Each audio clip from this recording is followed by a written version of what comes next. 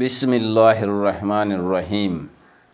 قیامت میں حافظ، شہید اور مالدار حاضر کیے جائیں گے۔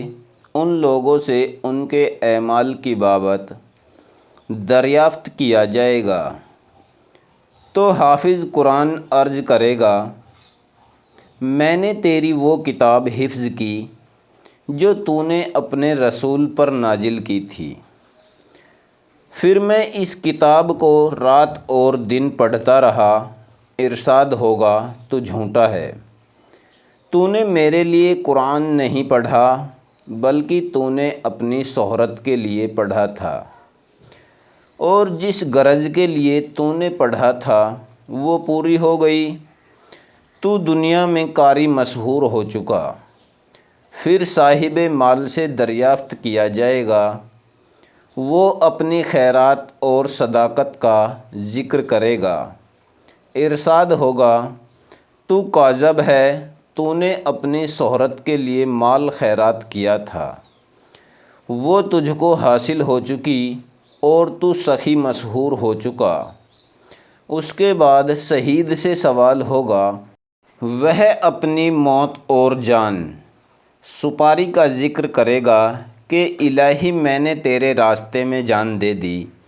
ارشاد ہوگا، تو بھی جھوٹا ہے، یہ جان دینا ہمارے لیے نہ تھا بلکہ بہادر اور سجا مشہور ہونے کے لیے تو نے جنگ کی تھی، وہ شہرت تجھے دنیا میں حاصل ہو گئی۔ پھر ان تینوں ریاکاروں کو سب سے پہلے دوزخ میں جھونک دیا جائے گا۔ دوزخ کی جانب ان کو منہ کے بل گھسیٹ کر لے جایا جائے گا۔ اس امت میں سے جس شخص نے کوئی بھلا کام دنیا کے لیے کیا اور آخرت کا کام دنیا دکھاوے کو کیا، تو آخرت میں اس کا کچھ حصہ نہیں ہے۔ جس نے اپنا کوئی نیک کام لوگوں پر ظاہر کیا تو اللہ تعالیٰ اس کو سب کے سامنے ذلیل و خوار کرے گا۔ جو شخص آخرت کے عمل میں آخرت کا ارادہ نہیں کرتا بلکہ دنیا کا ارادہ کرتا ہے، تو وہ تمام آسمانوں اور زمینوں میں ملعون بنا دیا جاتا ہے۔ آخرت کے کام میں دنیا کی شہرت کا طالب ذلیل و رسوا ہے، اس کا نام دوزخ میں لکھ دیا جاتا ہے، اس کا چہرہ بگاڑ دیا جاتا ہے اور اس کا ذکر مٹ جاتا ہے۔ جس نے نماز، روزہ، صدقہ دنیا دکھاوے کو کیا، وہ مشرک ہو گیا۔ ریاکار قاری جہنم کی اس وادی میں عذاب کیے جائیں گے جس کا نام جب الحجن ہے۔ تھوڑی سی ریا بھی شرک ہے۔